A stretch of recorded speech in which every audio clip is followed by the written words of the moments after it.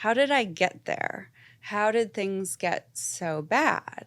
I grew up in Minneapolis, Minnesota, and my father is in a band called the Rembrandts. So he, started having a lot of success when I was like 5 years old. They had a hit song called That's Just the Way It Is, Baby. He was on tour all the time. My mother was very, very young. She was like 19 when she had me. We often felt more like sisters.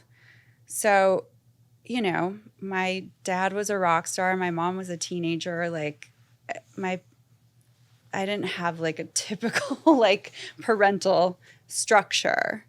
And when my parents split up when I was 15, at this point, my dad had a massive, huge hit with the Friends theme song. And our family sort of imploded around that time. It was really intense, like my father's sudden, like extreme fame and just the schedule of what he had to do surrounding all of that was beyond. He was just like never around. And when he was like exhausted and drained and stressed out. My mother was so unhappy. And so again, it was like I felt a lot of just like I'm sort of on my own in the world from a very young age. My mother ended up leaving and moving to another state to remarry when I was 16. And my dad wasn't really in a place to take care of me. So suddenly I was on my own. And I'd always been very mature, very precocious, very good in school. I had modeled since I was a little kid.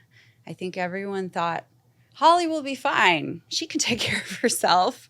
But the truth is, I was just a kid. And I went bonkers, like completely lost my mind, like started drinking all the time, partying all the time. I was hanging out with adults, never people my own age. And I was just like ready to be grown up. And I ended up dropping out of school because it was like, no one was around to drive me to school and no one was around to take care of me. And I ended up moving to Chicago. I was supposed to model in Chicago. And then I got dropped from my agency for never showing up at my go-sees. I was like completely irresponsible and feral at this point. And I just wanted to fucking party all the time. And I didn't want to feel the sadness of like my mother leaving or, what had happened to my family. I didn't want to think about it. I just was like, I'm having fun is what I thought. In Chicago, things got really, really, really bad. When I was 17, I was like going to different bars every night. I had a fake ID and I was like picking up grown men and going home with them. I never wanted to be alone. I was terrified to be by myself. So I just, I thought it was like a fun game. Like, oh, I can like sleep with any man I want.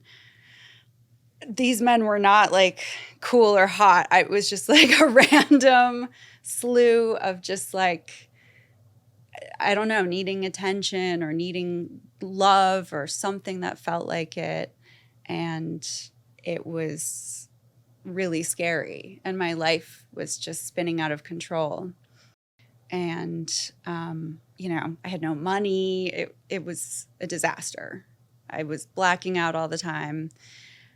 When I turned 18 years old, I sort of had a little moment of clarity.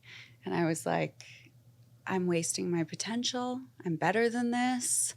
I have to get my shit together. I'm going to go back to Minnesota and try to pull my life together.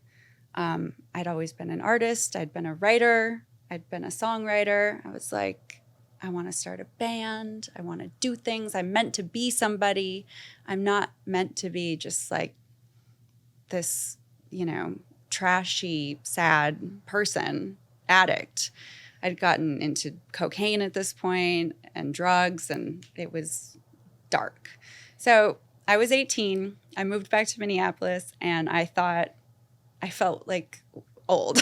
I felt so weathered and tired and old and beat down, but I was like, okay, I'm going to do it. So I sort of picked myself up, and I got a job in a restaurant, and I put together a band, and I got myself a 37-year-old boyfriend who was a rock star because that was all I knew. And he also liked to drink and party and do drugs. But he was, in a band, and he was doing it, and he was sort of aspirational in that sense. So I kind of like kept myself on track, and people started coming to my shows, and things got sort of fun. This boyfriend, he like cheated on me all the time. I like saw him in the newspaper, not the newspaper, I'm not that old. I saw him in like an Us magazine with Winona Ryder holding hands when I was home in Minneapolis, and he was on tour. Just stuff like that all the time. So heartbreaking. Anyway, things seemed like they were going well, and I thought, okay, I'm going to get a record deal. Like, I'll probably move to LA. This is all happening for me. And then one night I was wrapping up my shift at the Irish pub where I worked, and I went outside to my car, and it was blizzard snowing. So I was like, turned the car on, was scraping snow off of the car, walking around the perimeter of it. And I went to get back into my car to drive to my boyfriend's house, and somebody just pushed me in the car and just started punching me in the face. And I didn't know what was happening.